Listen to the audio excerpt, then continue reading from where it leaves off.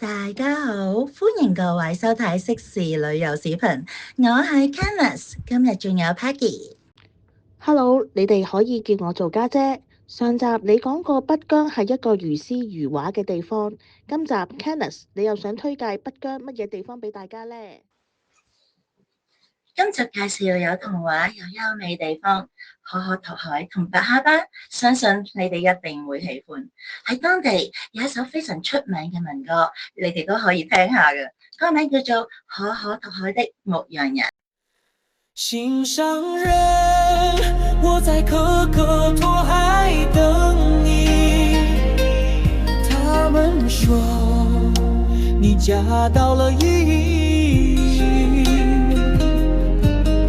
是不是因為那裡有美麗的那拉提，還是那裡的桑花才能養出？喺歌詞裏面，你都會感受到大自然雕刻出藝術。當你去到真正嘅可可托海，你會發現佢嘅壯麗比歌詞更感動。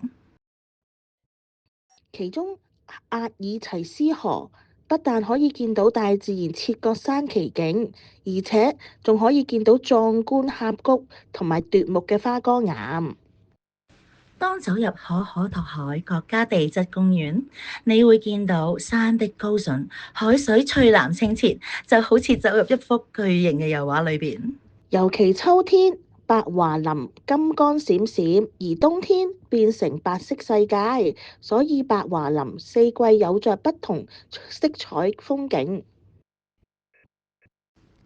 跟住我哋會走進全中國最靚嘅8大村莊之一，就係白哈巴，中哈邊境第一村。講到童話咁，白哈巴真係冇一個地方能夠同佢相比。